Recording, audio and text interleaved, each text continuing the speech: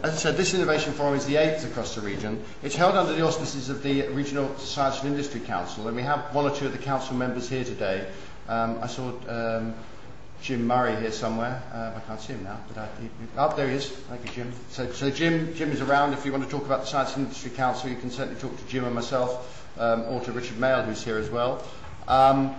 As you see, I'm involved in a number of activity in areas around science and industry. The Science and Industry Council's objectives, I think, are fairly clear from this. In many respects, they act as a conduit for the collaborative research and activity between industry and academia within the region. So we have a number of people from the university, the academic world sitting on the board, and the majority of the members are from the industrial world. So really trying to look at that working together between those two groups. We act as a conduit between the region and the region's business and academia to the Technology Strategy Board, which, for those of you who don't know it, is an arm's length body set up by the government to invest in collaborative research between industry and academia. And as a group, it has about £1 billion to spend over the 3-year period. And is investing that very wisely into a lot of extremely exciting and good projects. So if you want to have a look at that, have a look at the Technology Strategy Board website. There's some good things going on there. But the Science and Industry Council acts as a conduit between the TSB and the region. So we make sure that the region's views and needs are reflected within the Technology Strategy Board. And it's useful to look at why we've got those bodies in place. In the Race to the Top, Lord Sainsbury's report on innovation and technology, he talked about the need to increase the R&D spend that we have within this country, roughly up to a target of 2.5%. Now, nationally, we're running at about 1.4%. In the southwest, we're running about 1.6%. So we're actually doing reasonably well in the southwest in terms of the national average, but we're nowhere near the level we need to get to in terms of the government's targets there. So that's why we spend a lot of time and a lot of effort talking about innovation and research and development within the RDA and also within the Science and Industry Council and other places. There is a lot of activity going on around these areas. I've been given a list of the sorts of activities that are going on. We have over 80 knowledge transfer partnership arrangements within the region. That's where we're taking people out of university and putting them into business. And 67 of those are actually coming from Southwest universities. So a good level of engagement between the university sector and industry from that side. We also have 50 fully committed studentships with Great Western Research and another 50 pipeline projects underway, and 30 of those are still to be allocated. So if anybody's interested in those studentships, talk to Great Western Research. The funding in terms of R&D is quite good as well. So far within the region, we've invested over £5 million in grants for R&D. And that's to August of this year, and that's in business research and development. So again, good level of investment with regard to that. And in terms of TSB spend in the region, there's about £55 million has been spent on collaborative R&D and innovation platform activities within the region. So again, a good level of investment in terms of activity there. You may or may not know that the region has been announced as the first of the low carbon economic areas.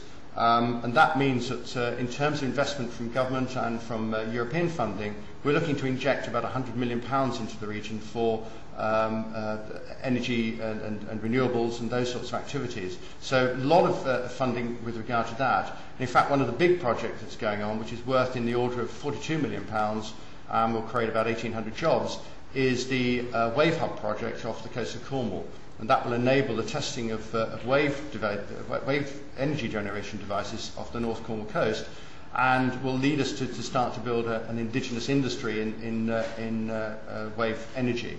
So very important funding for that is now through, and that will be online, I believe, by the end of next year. So some exciting activities there.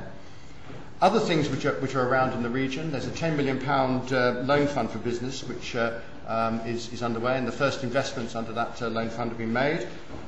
We've got business technology centres, and that's a £20 million programme to support 8 to 10 projects for industry HE collaboration and in knowledge exchange.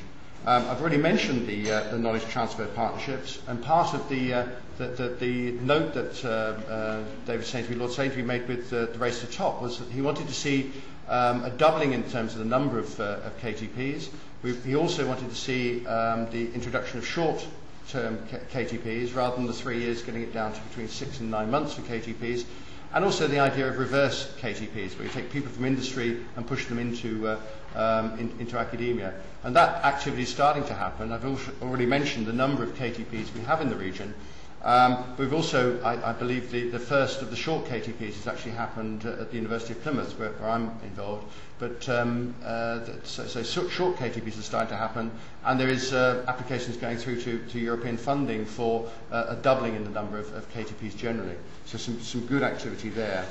Business Link is working hard with its innovation advice and guidance units.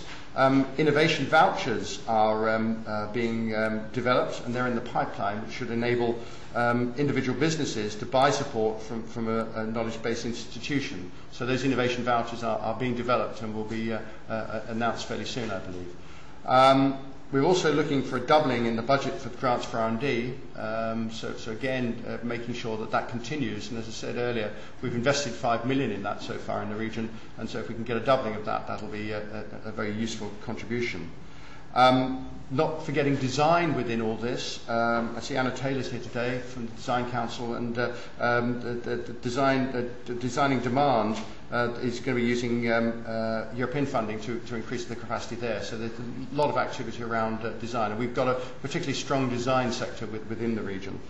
And all of that is based on a very strong HE and FE capacity and capability within the region. We've got some very top-class universities within the region, and it's utilising the relationship between HE and academia to make sure that we get the best out of our research within the region. So very, very useful there. There are going to be challenges ahead, and I'd be amazed if anybody was surprised by this list. I heard this morning that we're supposedly coming out of the recession, and that the indicators are good, although I do think that from all the numbers we're still seeing an increase in the number of unemployed. I was at a meeting on Monday where we were with one of the Bank of England agents for the region, and we were talking about the shape of the recession, whether it was a V, a U, a W, that somebody came up with square root as another example of recession. Interestingly, the spokesman for the agent was saying that he felt that it might actually be a sawtooth. So we'll see good indications and bad indications, and it'll go on for some time. So that was really reassuring for all of us there on Monday. But we are seeing indicators which show that there is an increase in business confidence, and there's some good indicators there. So my view is that we will see some improvement in the economy over the next few months.